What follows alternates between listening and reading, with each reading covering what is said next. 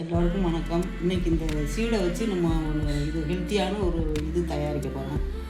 தண்ணியில் பாலில் போட்டு சாப்பிட்ற மாதிரி அதை வறுக்கிறத பார்ப்போம்.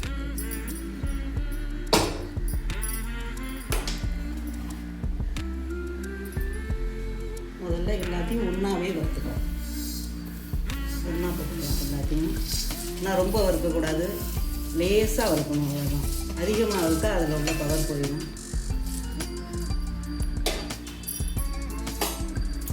இது என்னென்ன சீடுங்கிறத பின்னாடி போடணும்.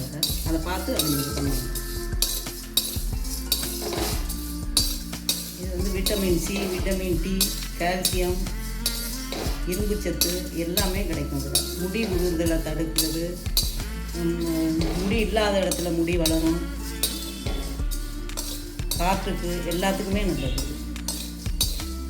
லேசாக சூடு வர மாதிரி நம்ம கையில் அப்படி எடுத்து பார்த்துக்கலாம். லேசாக சூடு வந்தால் போதும், ரொம்ப வறுக்கக்கூடாது. ரொம்ப வறுக்காமல் போட்டு இதை நல்லா இதை ஆற விட்டு நல்லா பொடி பண்ணி ஒரு நல்ல டப்பியில் அரைச்சி வச்சுக்கணும். ஒரு ஸ்பூன் எடுத்து காலையில் சாயந்தரம் ஒவ்வொரு ஸ்பூன் எடுத்து வெந்நீர்லேயோ உங்களுக்கு எதில் இது இருக்க தண்ணியிலையும் சாப்பிட்லாம், இல்லைன்னா பாலில் கலந்தும் சாப்பிட்லாம். இல்லை வாயில் ஒரு ஸ்பூனை போட்டு தண்ணி ஊற்றியும் அப்படியும் முழுங்கிக்கலாம். உங்களுக்கு எப்படி வசதியோ அப்படி நீங்கள் பண்ணிக்கலாம்.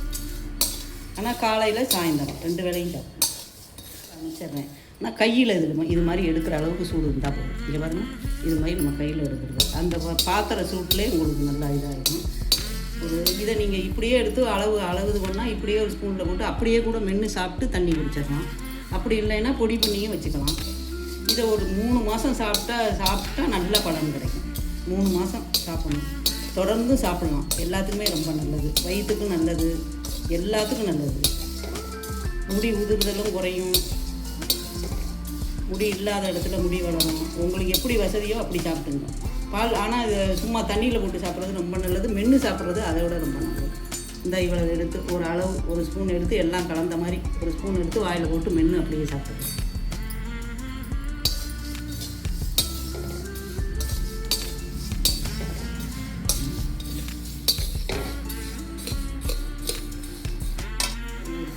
தட்டில் கொட்டி ஆரச்சு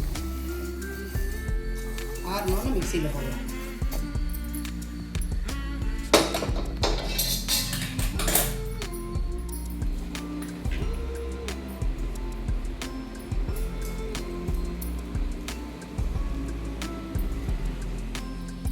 நல்லா ஆறினதும் இந்த மிக்சி சாரில் போட்டோம். இதை பொடி பண்ணிப்போம்.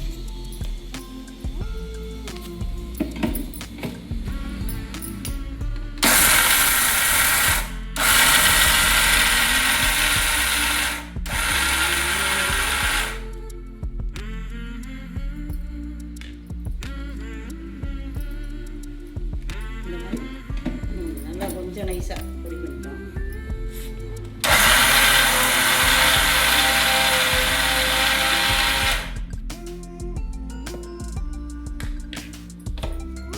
இந்த மாதிரி பொடி பண்ணிட்டோம். இது மாதிரி ஒரு கண்டெய்னர் டப்பாவில் போட்டு வச்சுக்கணும். போட்டு நல்லா அந்த இது மாதிரி திரும்பு மூடி மாதிரி நல்லா அப்படி மூடணும். இந்த மாதிரி மூடி போடுறது மாதிரி போட்டு வச்சுக்கணும். காற்று போடாமல் போட்டு வச்சுட்டு காலையில் ஒரு ஸ்பூன், சாயந்தரம் ஒரு ஸ்பூன், எப்படி வேணாலும் நீங்கள் சாப்பிட்டுக்கலாம். இதில் நிறைய பலன் கிடைக்கும். இந்த வீடியோ பிடிச்சிருந்தா ஷேர் பண்ணுங்கள்.